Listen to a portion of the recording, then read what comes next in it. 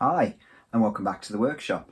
Regulars will know I'm a fan of micro layouts, and I build my own custom Cameo style presentation boxes. My latest, Wrexham Central, I don't know if you can see it here, it's just been installed underneath Gerald Road and above the radiator. And it's got its own built-in fiddle stick, which means that when you're not using it, you can slide the fiddle stick away and it just looks like, well, I don't know about a work of art, but a Cameo box on a shelf, which could fit in anywhere in your home. It's here in my workshop, but it could be anywhere in your home. And you only pull the stick out when you're looking to run some trains. So I thought it might be worth just a quick video to show how that works and where things are up to. It's early days on the project. There is more on the blog if you're interested in what I'm trying to achieve. And why I'm daft enough to build a single line platform terminus in such a small space. Yeah, the concept of the fiddle stick I think would work for slightly larger projects as well. And so maybe it's something that you'd like to adopt on your own, or if you think I can help you with your own project, then do get in touch. I do layout design commissions as well as builds. Anyway, enough of that. Let's take a look. So this is Wrexham Central in its bare form.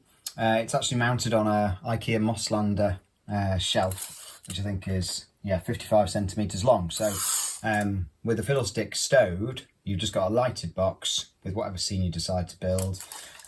You can get away with about 9.5 centimetres of scenic depth, which doesn't sound a lot, but it's the same size as Inner Slash that I built and demonstrated on the blog some time ago now. But if you have a look in the playlist, you'll find it.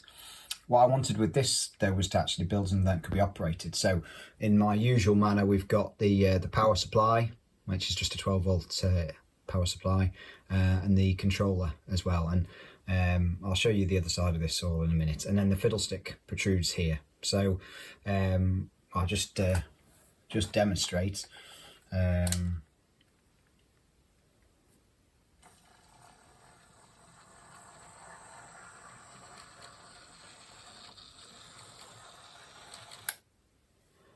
So I can run out the scene and then flip over to center on the controller and then run back in.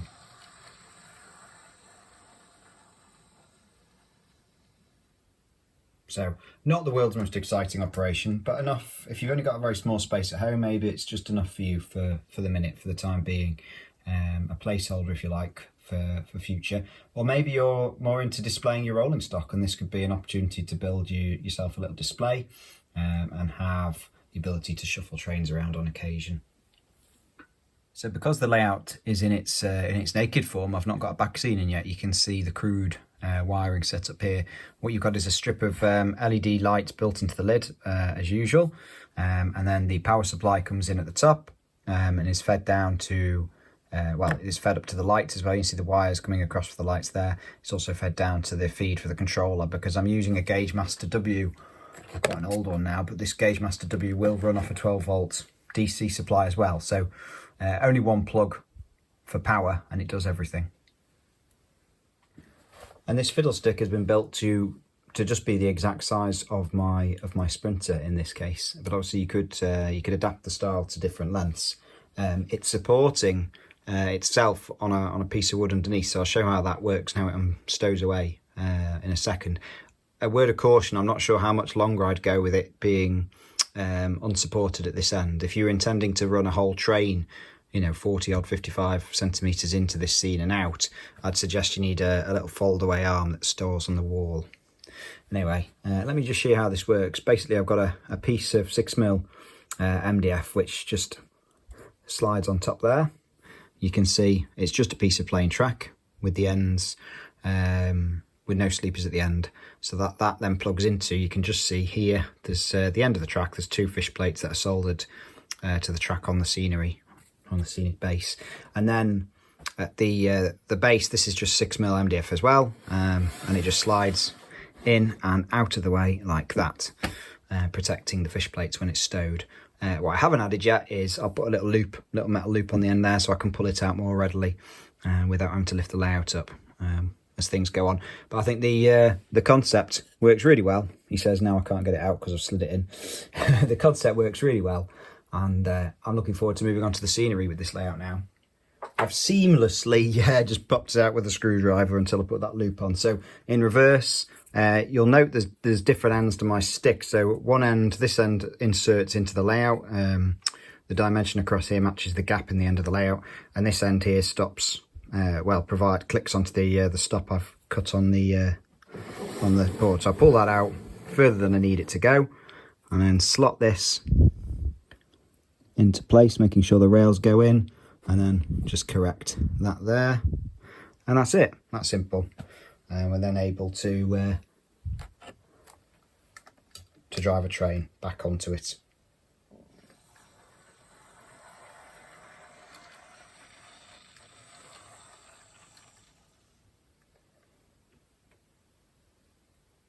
So there you go, not much to it, I'm afraid. I hope that video's been of interest and perhaps has given you your own ideas in terms of this fiddlestick arrangement. I say the layout's very small. I admit that there's going to be plenty of you out there who think you can't build something in that space, but to say Wrexham Central fits almost to scale.